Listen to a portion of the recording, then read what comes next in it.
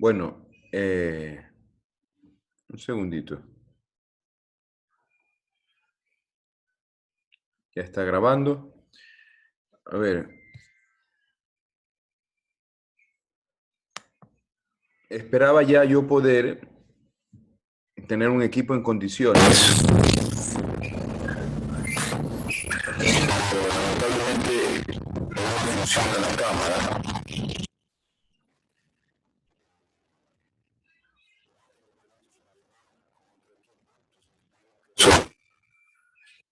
En los próximos días se me arregle. Les pido mil disculpas por esa situación y esperemos que la próxima clase ya podamos vernos directamente. Bueno, esta clase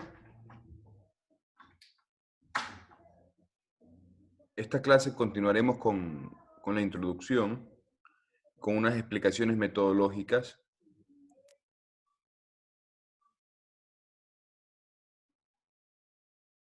Sobre todo para ubicarnos en cuáles son los aspectos teóricos y metodológicos que están detrás de todas las explicaciones. Ya la clase anterior quedó un poco explicado cómo íbamos a trabajar.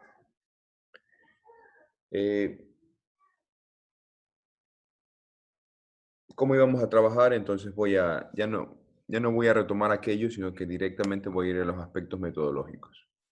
Bueno, siguen sumándose más compañeros.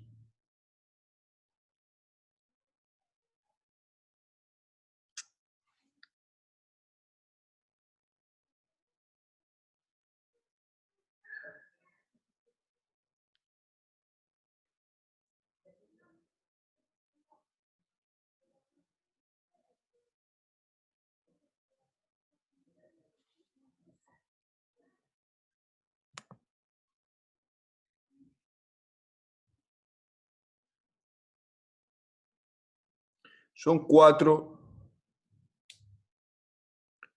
diferentes aspectos teóricos y metodológicos que yo utilizo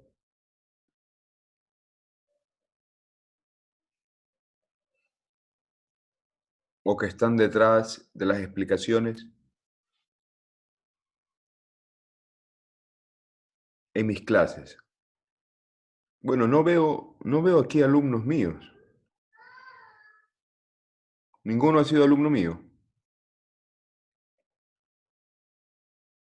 No, doctor. Por lo que veo, no. Yo, profesor, fui alumno de seguridad ambiental. Ah, Gibson. No recuerdo Gibson.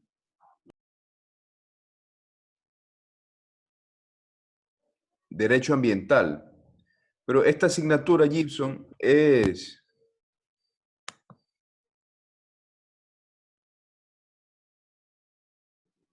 Agrario. Claro, pero estamos en la malla. Esta asignatura se llama Derecho Agrario y Ambiental. ¿Usted se cambió de malla? No. Hubo una materia que se llamaba solo Derecho Ambiental. Usted la dio hace 12 meses. Claro, pero esta se llama Derecho Agrario y Ambiental y me parece que usted tenía la opción de homologarla. No tenía conocimiento de eso. Sí, porque son casi 2/3 partes de lo que vamos a ver aquí es derecho ambiental. Es derecho agrario y derecho ambiental. Derecho agrario de los recursos naturales y derecho ambiental. Pero bueno.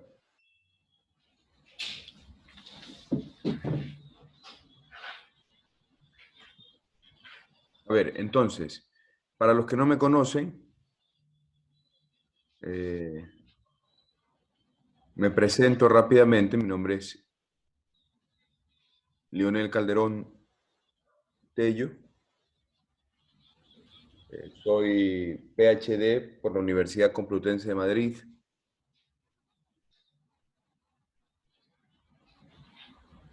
En esta misma universidad he realizado mis estudios de maestría. Tengo un máster en Derecho Público, un máster en Derecho Privado y también acabo de culminar una maestría en Derecho Penal Económico Internacional en la Universidad de Granada. Aquí en esta universidad donde ustedes se están formando, he obtenido la especialización en Ciencias Penales y Criminológicas en el extinto Instituto Jorge Zavala Bacarizo. El título de abogado de los tribunales y juzgados de la República del Ecuador y el título de economista. Y en la Universidad Autónoma Metropolitana de México pude realizar un diplomado superior en Relaciones Económicas Internacionales. Bueno, he impartido ya durante varios semestres el curso de Derecho Ambiental y ahora de Derecho Agrario y Ambiental. Entonces, pues cuento con la experiencia docente suficiente para poder realizar esta cátedra. Retomando los aspectos metodológicos, ¿no? En el asunto de los aspectos metodológicos, detrás de las explicaciones se encuentra una específica forma de comprender el derecho. Si quieren revisar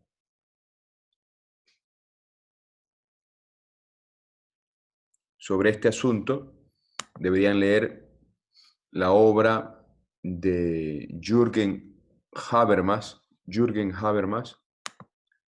que se denomina Teoría de la Acción Comunicativa. Teoría de la Acción Comunicativa. La tesis es bastante sencilla. Para Habermas, el lenguaje no es, como comúnmente se señala, una herramienta que sirve a los seres humanos para poder comunicarse. El lenguaje es mucho más que eso. En Habermas, el lenguaje es el constitutivo del mundo. Les voy a poner un ejemplo para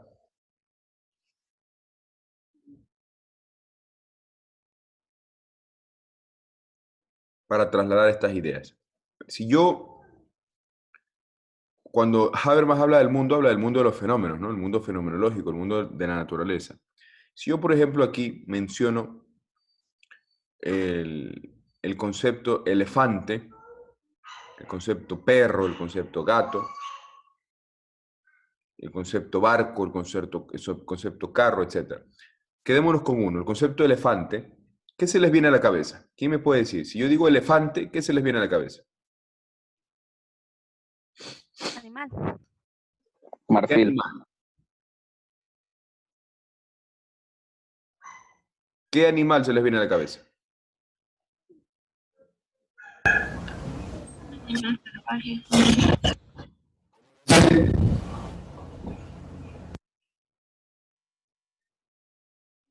Por favor, cualquiera opine. Un animal que es gigante. ¿Qué más? Un animal hermoso, bonito, lindo. Un mamífero. ¿Ya? ¿Qué otras características tiene ese mamífero? Un paquidermo que vive en África, no sé. ¿Ya? Pero ¿cómo es ese paquidermo que vive en África? ¿Es chiquito? Es grande. De gran tamaño, de color gris y tal. Ya, más o menos se les viene Una Dumbo trompa larga. se les viene Dumbo a la cabeza, ¿no? Pero sin las orejas tan grandes o sí. Ya cuando menciono Dumbo ya lo ven con las orejas grandes. A ver, ¿cuál es la idea? El punto es que ese animal que vive en el mundo de los fenómenos solamente existe a partir del lenguaje en la medida en que es abstraído y se construye el concepto dentro de la cabeza. cuando aparece el concepto dentro de la cabeza, existe en el mundo, existe realmente en el mundo ese animal. Hasta antes de aquello, ese animal no existe, según Habermas. Según Habermas, es el lenguaje el que permite constituir en la realidad del hombre los fenómenos de la naturaleza. Esta idea, que es bastante sencilla y sugerente, se puede trasladar al mundo del derecho. Habermas realmente lo realiza en un libro que se llama Facticidad y Validez, que es otro de los elementos teóricos que yo utilizo para poder explicar mis clases.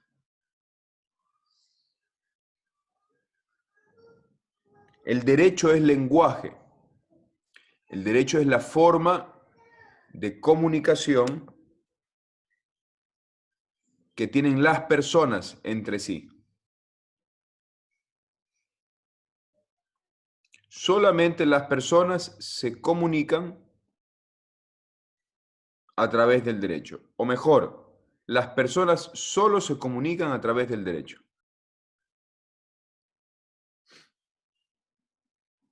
El concepto de persona no es un concepto que a lo largo de la historia ha sido equivalente al de ser humano. El concepto de persona es un concepto relativamente moderno, como una categoría en la que se incluyen ciertos derechos, deberes, obligaciones y protecciones por parte del Estado. Pues bien, la persona solamente se comunica mediante las normas. Entonces Habermas dice, señala, las normas, que son el lenguaje, son el elemento constituyente del mundo jurídico. Lo que verdaderamente constituye, genera, crea el mundo jurídico son las normas. Las normas son el código, la codificación del lenguaje en este mundo jurídico. Las personas, entre las que cabe contar a los ciudadanos, el Estado, las empresas,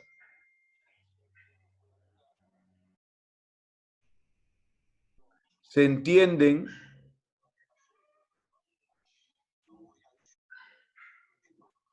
bajo la consigna del cumplimiento de normas.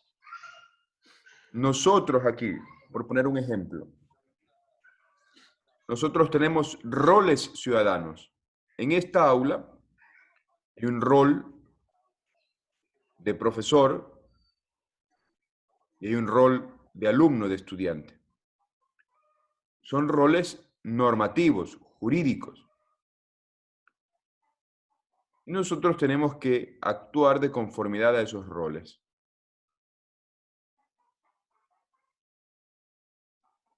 En la medida en que se cumpla con esos roles, pues la cosa marcha en paz, etc. Muy bien.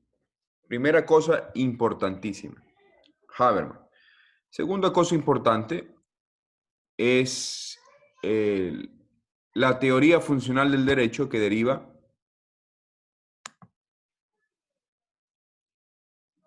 de los aportes de la Escuela de Frankfurt. La Escuela de Frankfurt.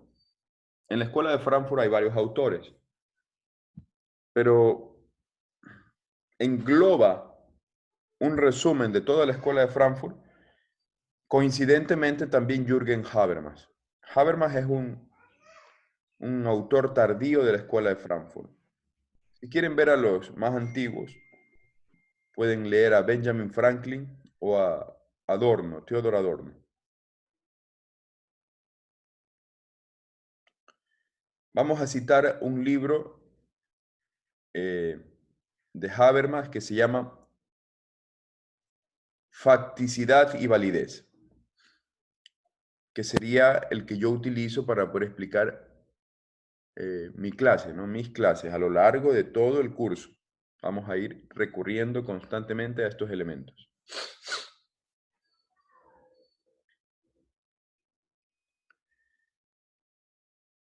Si yo les pregunto a ustedes, ¿qué es el derecho? ¿Qué me dirían? ¿Quién me puede dar una idea de lo que es el derecho y para qué sirve el derecho? Por favor.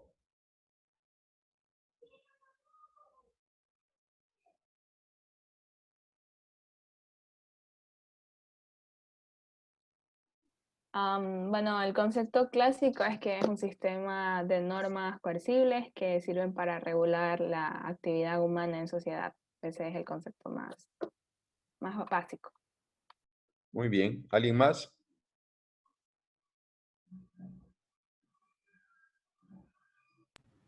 Específicamente, concordando con lo que dijo mi compañera anteriormente, lo que se concibe tradicionalmente como derecho es como un sistema que está compuesto tanto de principios como normas que lo que permiten es regular la convivencia normal y pacífica entre los componentes sociales de determinado sector, determinado país, estado y tal. Muy bien, Angie. Muy bien, Akira. Akira se pronuncia, ¿no? Sí, doctor, Akira. ¿Alguien más? Por favor. Doctor, es el conjunto de normas que imponen deberes y normas que confieren a las facultades, todo eso. ¿Para qué sirve? Para hacer justicia. Muy bien. ¿Alguien más? El concepto clásico es el conjunto de normas que regula el accionar del individuo en la sociedad. O sea, ese es, creo que el general que todos nos han enseñado. Ya, muy bien. Ese concepto que básicamente en todos los casos ha coincidido, el derecho como sistema o conjunto de normas que sirve para regular la convivencia, etc. Bueno, es un concepto teórico, sistemático. La Escuela de Frankfurt trata de aportar un concepto funcional del derecho. El derecho es una solución que se ofrece a los problemas que surgen con ocasión de la convivencia, ya sea para efectivamente solucionarlos o simplemente para conducirlos. Solucionarlos o conducirlos. Pero el derecho es eso. Desde esta perspectiva, sumamente interesante, el énfasis se coloca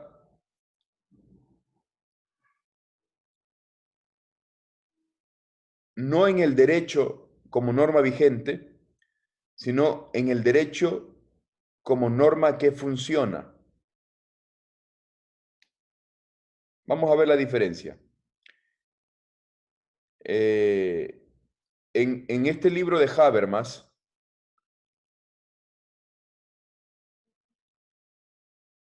la validez debe ser traducida por derecho. O sea, el libro se denomina facticidad y validez. Nosotros debemos realizar una traducción un poquito más correcta en términos culturales por facticidad y norma o facticidad y derecho. Entonces, el derecho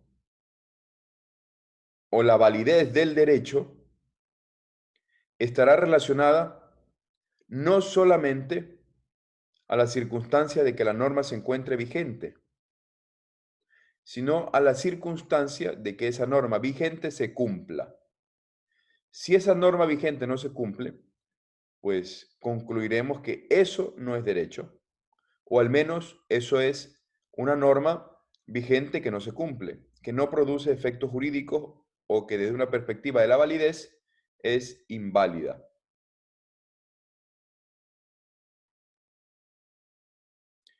En este espectro normativo, la facticidad es todo aquello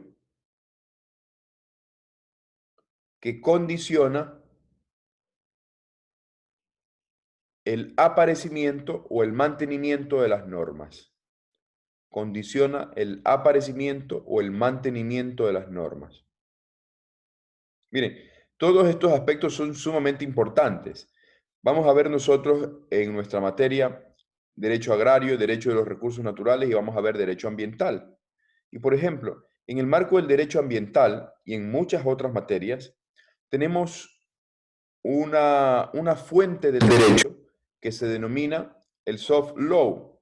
Ustedes pudieron verlo en el derecho internacional, en la carrera, ¿no? Derecho internacional, que había una fuente del derecho que se llama soft law. El soft law tiene una particularidad. No es derecho vigente, pero es derecho que produce efectos jurídicos. En el derecho ambiental ocurre lo mismo. Hay muchas normas que constituyen recomendaciones de los organismos internacionales. Es decir, no constituyen norma que forma parte del ordenamiento jurídico y sin embargo son normas que producen efectos jurídicos. Desde la perspectiva funcional de la Escuela de Frankfurt, es derecho con plena validez porque produce efectos jurídicos. Lo mismo, vamos a poner otros ejemplos en el ámbito del derecho agrario propiamente. La Constitución ecuatoriana, ya lo vamos a ver en la siguiente clase, porque esta es una clase introductoria y metodológica, bastante pesada, muy pesada, por eso les ruego, a ver, veo muchos que no abren la cámara, les pido que abran la cámara para ver si están. Las clases, esta clase introductoria la voy a ir desarrollando por lo menos en 2 sesiones, 2 o 3 sesiones. Ya mismo abro el espacio para las preguntas. Sí les pido de favor que lean algo de los autores que les he mencionado aquí, o por lo menos alguna introducción, alguna aproximación a las ideas de estos autores, en la medida en que de estas ideas yo parto para poder explicar todos los contenidos de las unidades que conforman el sílabo. Entonces, iba a poner un ejemplo del derecho agrario. La Constitución ecuatoriana señala que la propiedad en general, la propiedad normativamente determinada en el Ecuador, establecida en el Ecuador según el acuerdo normativo al que hemos llegado, llamado Constitución, tiene 2 límites, que es el medio ambiente, por un lado, y por el otro lado, la propiedad comunitaria, la propiedad agraria o comunitaria.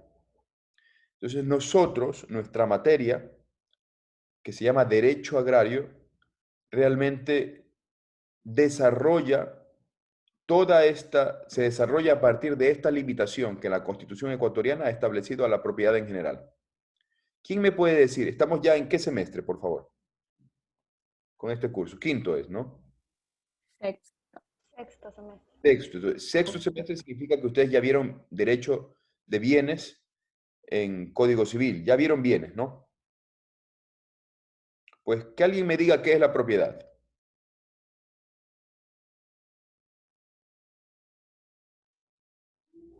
Es un derecho real que da las facultades de uso, goce y disposición. Excelente. Es un derecho real. Esa es la definición más antigua y legalista. Excelente. Modernamente, la propiedad es el dominio, pero muy bien, Akira. Excelente. La propiedad es el derecho mediante el cual aquel que ostenta la propiedad tiene capacidad de disponer de ella. Los autores como Díez Picasso, por ejemplo, afirman, o Gullón también es un buen autor moderno, señalan que la característica más esencial de la propiedad es el dominio de la cosa, del bien, que llega al extremo de poder desvincularse de aquella. Es decir, yo domino tanto sobre la cosa que la puedo vender, la puedo ceder, la puedo donar, etcétera, etcétera, etcétera. Pues bien, nosotros vamos a trabajar sobre las limitaciones a la propiedad. ¿Cuáles son esas limitaciones a la propiedad? El derecho ambiental y el derecho agrario. Derecho ambiental y derecho agrario. Es decir, el dominio, que es el derecho madre, si se puede decir, de los derechos reales, junto con la posesión, el dominio tiene unas específicas limitaciones. Estas específicas limitaciones han surgido a lo largo de los últimos 70 años y se han constituido en esta gran materia que se denomina derecho agrario, de los recursos naturales y derecho ambiental. Entonces nosotros tenemos un fundamento constitucional, normativo constitucional. Ahora, ¿cuál era el ejemplo? He hecho toda esta introducción para recién hablar del ejemplo. La Constitución habla de esta limitación desde la perspectiva ambiental y agraria a la propiedad. La Ley Orgánica de Tierras, en perfecta coherencia con esta limitación, señala claramente que las tierras del Estado, que en general son todas las tierras res nullius, más las que tienen título de propiedad a nombre del Estado, podrán ser adjudicadas y luego concesionadas a los ciudadanos interesados y luego también como parte de una política agraria para lograr el desarrollo del país. Ese objetivo de la Ley Orgánica de Tierras es idéntico a la ley de reforma agraria, a las dos leyes de reforma agraria que han existido previamente en el Ecuador. Ahora yo les pregunto a ustedes, de los conceptos que hemos hablado aquí, los compañeros hablaron de un concepto de derecho, sistema de normas que sirven para regular la convivencia, y yo les hablé de un concepto funcional de derecho. Lo repito aquí, lo repito, para aquellos que no estuvieron atentos o para reforzarlo. El derecho es una solución racional que aparece para resolver los conflictos que surgen con ocasión de la convivencia. Estos conflictos pueden ser resueltos, pueden ser conducidos nada más. Una solución racional a los conflictos que surgen con ocasión de la convivencia. Eso es el derecho. Por tanto, si el derecho no resuelve conflictos o no los conduce, la teoría es radical. La teoría funcional es radical. Eso no es derecho. Puede ser norma vigente, pero no es derecho. Por eso yo les pregunto aquí, este objetivo con el que hemos partido para poner el ejemplo del derecho agrario, lograr la equidad, lograr la producción, etc., ¿se ha cumplido desde que inició las leyes de reforma agraria en el Ecuador? ¿Ha existido una verdadera reforma agraria que coloque en las manos de los ciudadanos del campo, sobre todo, o los ciudadanos de las parroquias rurales, tierras de tal modo que se logre un desarrollo del agroecuatoriano, producción, productividad, equidad, justicia social, etc.? ¿Se ha logrado con ese objetivo? ¿Sí o no? Han tratado de plantear estas normas para que el campesino obtenga su tierra, sea legalizada, sea por posesión, por herencia, por todo eso, pero el Estado da sus tierras siempre y cuando tengan un fin social, tengan un plan de manejo de lo que se va a realizar, están entregando la tierra al productor siempre y cuando sea comprobado la función social de la tierra. Entonces, nuestros campesinos, que son los que prácticamente han estado ahí, aunque no tengan título de propiedad, son los que han trabajado la tierra y todo eso, o sea, en base a eso se han hecho estas leyes para que ellos sean beneficiados. Pero del dicho al hecho, o sea, en la práctica no considero que el fin social se esté dando. No se cumple entonces. Ya, muy bien. Entonces, o se ha cumplido escasamente, para no ser injustos. Pero bueno, estamos hablando de que son más de 40, 50 años de leyes de reforma agraria, entonces se ha incumplido en general o se ha cumplido escasamente. Pero bueno, lo importante aquí es constatar precisamente que desde una perspectiva funcional estas normas son normas vigentes, pero se debe discutir o se debe dudar sobre su validez. ¿Me siguen la idea, por favor?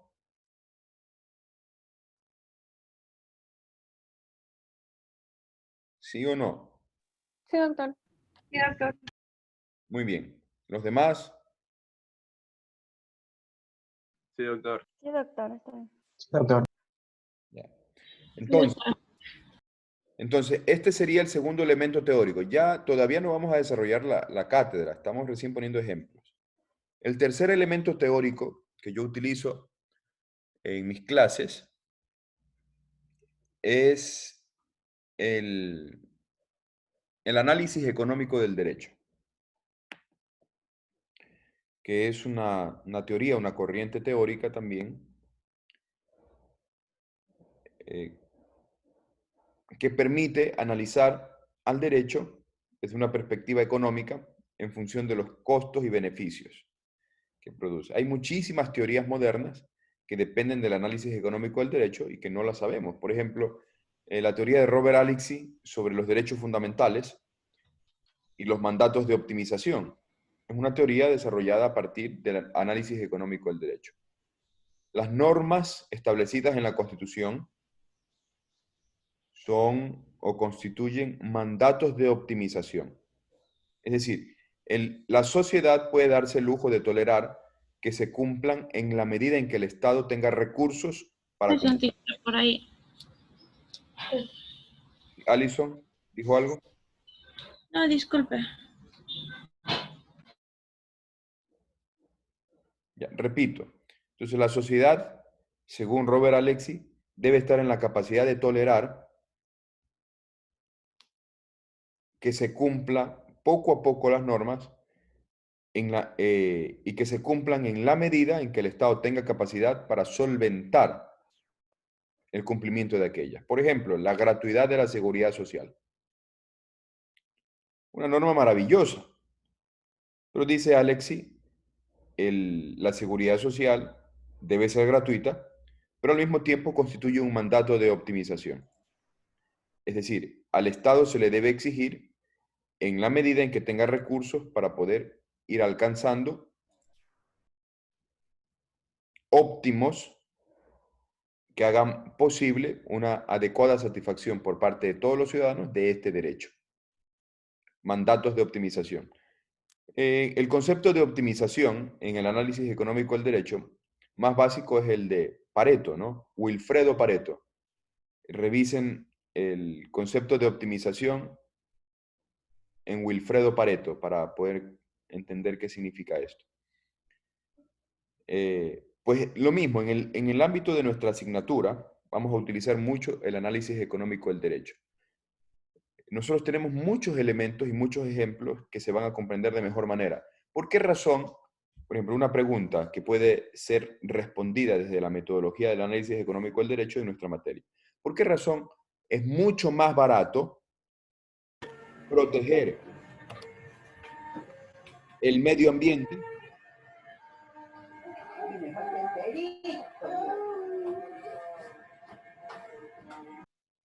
¿Por qué es mucho más barato proteger el medio ambiente, proteger los derechos vinculados al medio ambiente, que extraer todos los recursos para la satisfacción de las necesidades de las personas?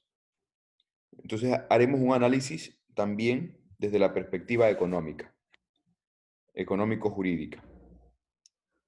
Muy bien. Tenemos un último elemento teórico que vamos a utilizar en nuestras clases, y que está vinculado. Un segundito, que tengo una llamada de la facultad. Un segundo.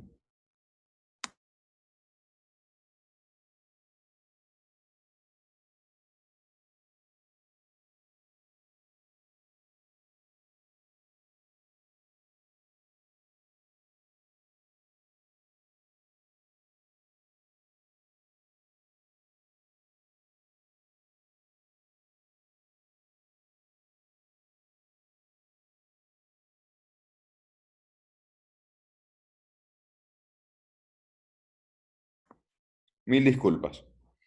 A ver, finalmente, trataremos siempre de llevar un diálogo constante de coherencia normativa con la Constitución. Siempre trataremos de volver a este aspecto esencial de nuestra asignatura. Nuestra asignatura es desarrollada a partir de una concreta norma establecida en la Constitución. Es una limitación a la propiedad. Y nosotros vamos a volver siempre a ese aspecto para poder darle legitimidad a las normas que intervienen en este campo. Entonces, esos son los 4 elementos teóricos y metodológicos de los que partimos constantemente, que vamos a utilizar constantemente en las clases, y por eso les he citado algunos autores para que ya vayan revisando. ¿Alguna pregunta, por favor?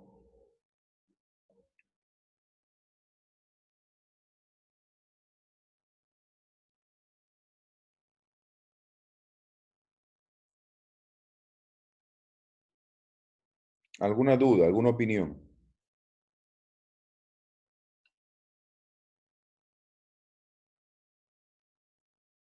Doctor, ¿nos podría repetir algunos de los autores que dio? Yo sé que habló de Robert Alexi, de Wilfredo Pareto y de Habermas, pero no pude entrar exactamente a las 8 de la mañana porque tuve un problema con el internet. Entonces. En la primera parte sobre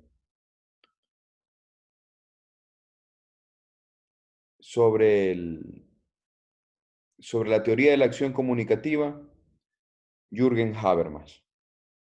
Teoría de la acción comunicativa, Jürgen Habermas. En la segunda parte, sobre el concepto funcional de derecho, facticidad y validez, Jürgen Habermas también.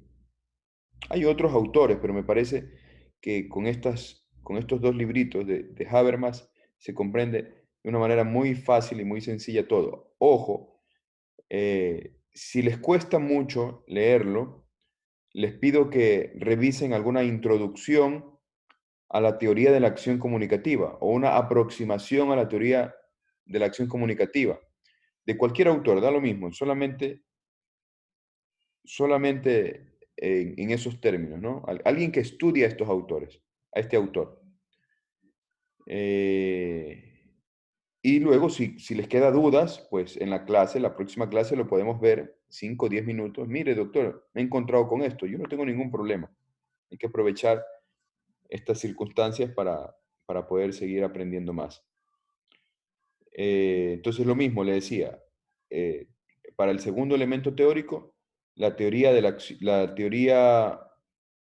facticidad y validez de Jürgen Habermas. Para el tercer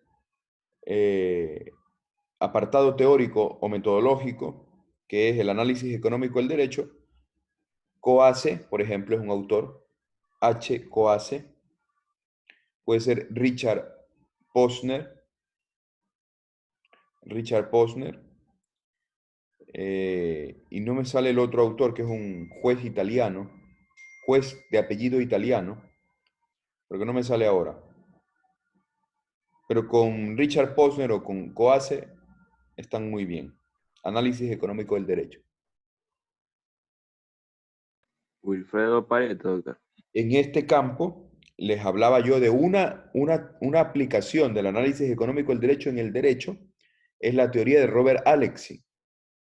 Robert Alexy escribe un libro que se llama Teoría de los Derechos Fundamentales. Y el centro de ese libro, toda la tesis de ese libro, si han podido estudiar en Constitucional con sus maestros, se han podido dar, al estudiar a Robert Alexy, se han dado cuenta que el centro de la teoría de Alexy es los mandatos de optimización. La teoría de los mandatos de optimización. Pues yo aquí les digo que la teoría de los mandatos de optimización es una teoría que sale del análisis económico del derecho. Mira, tenemos la norma que se encuentra vigente. Este es más o menos el discurso, pero es norma que no se cumple. ¿Qué es preferible? ¿Desecharla o permitirle al Estado que la cumpla en la medida de lo que pueda? Y en la medida de lo que pueda, se le va exigiendo. Eso sí, por el mandato de progresividad, una vez alcanzado un estándar, ya no se puede volver al anterior. Ahora, en este campo, ¿qué sería cómo definimos el concepto de optimización?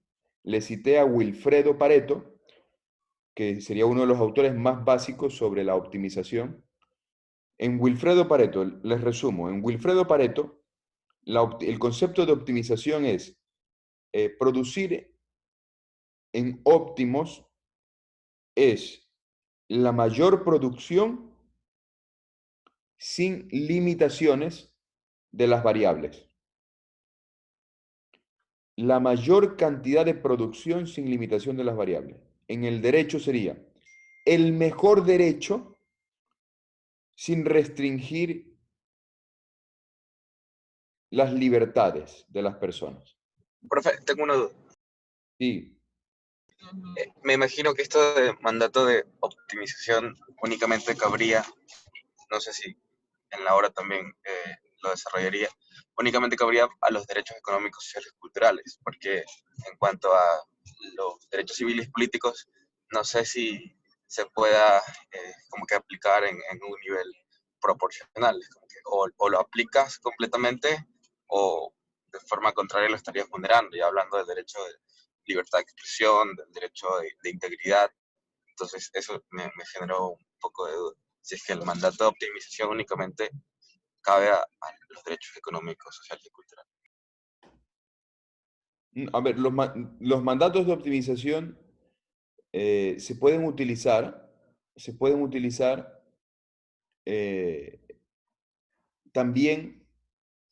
Vamos a poner el ejemplo. Un país que recién vuelve a la democracia o que ha pasado de un momento transitorio de la dictadura a la democracia y tiene una constitución moderna, nueva, que establece la protección de los derechos básicos, etc. Pues en ese momento transitorio se podría aplicar los mandatos de optimización a esos derechos que usted señala. Ahora, el recurso apropiado,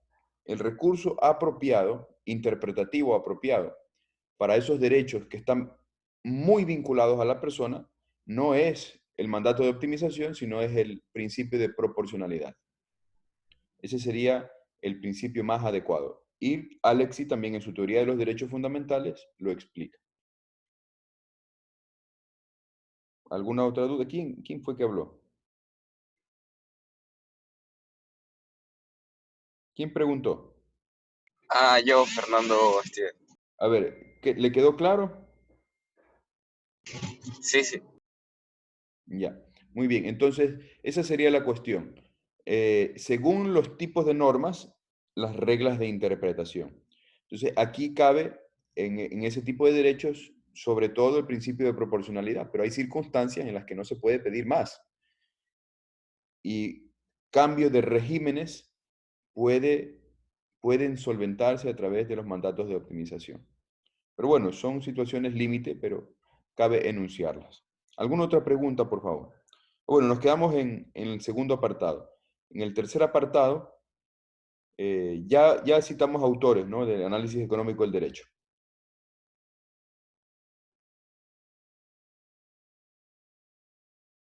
¿Sí o no?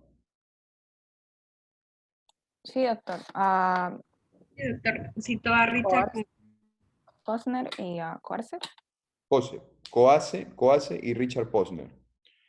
Muy buenos autores, excelentes. Sobre todo que Posner es un juez, tiene la visión de un juez, la visión práctica, muy necesaria en el derecho.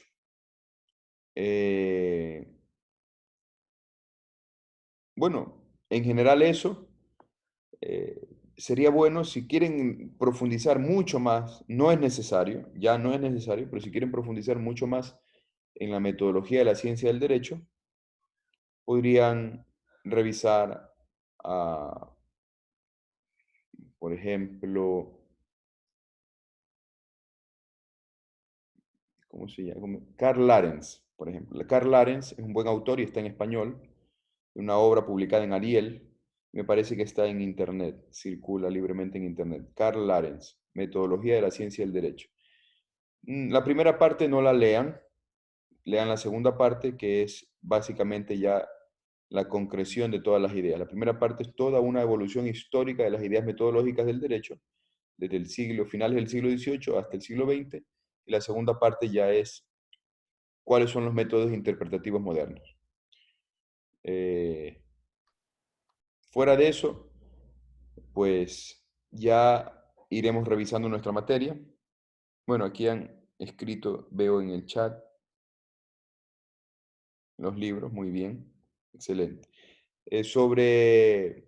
Lamentablemente, o afortunadamente, no sé cuál sería, en nuestro caso, no tenemos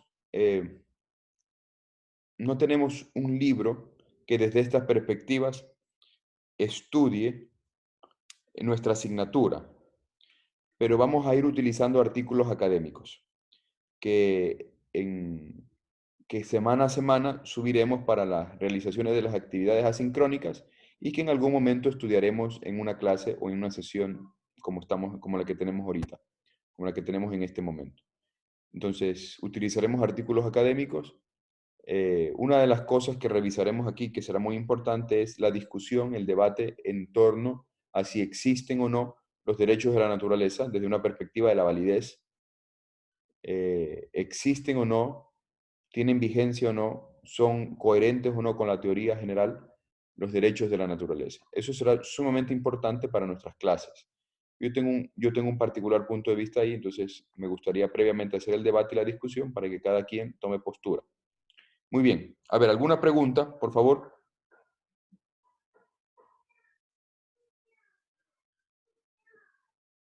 ¿Duda, opinión, comentario?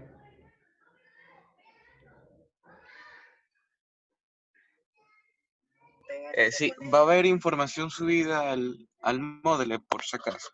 Sí, por supuesto. Va a estar subido en la medida de lo que recién a nosotros nos notificaron las claves de acceso. Yo estoy preparando ya todo para dejar subido. Va a estar subido el plan analítico, el sílabo, y semana a semana dejaré subidas las actividades para que ustedes puedan realizarlas. Generalmente son actividades para que concluyan como fecha tope el último día de la semana, pero hay algunas tareas que sí son cuasi inmediatas porque son muy sencillas. Por ejemplo, la realización de algún foro, etc. Pero generalmente tienen tiempo para poder realizarlo, semana a semana. Y lo que sí les pido es que estudien los materiales, porque en las clases, el estilo de la clase es muy participativo, como se pueden dar ustedes cuenta. Entonces, lo entiendo, las primeras clases es normal, pero yo trato de que sea muy participativo. Entonces, yo voy calificando la participación, voy anotando la participación, que es un componente muy esencial de la nota. Entonces, vayan leyendo las cosas que les envío, los autores que les indico, las normas que les indico, para poder ir participando y hablando en clase, porque para mí eso es lo más importante. ¿Alguna otra pregunta? Alguien iba a preguntar, que le corté. ¿Algo más? Ya hay presidenta o presidente de curso, coordinadora, coordinador, secretario, secretaria, como se llame. El representante de nuestro curso es Fernando Bastias.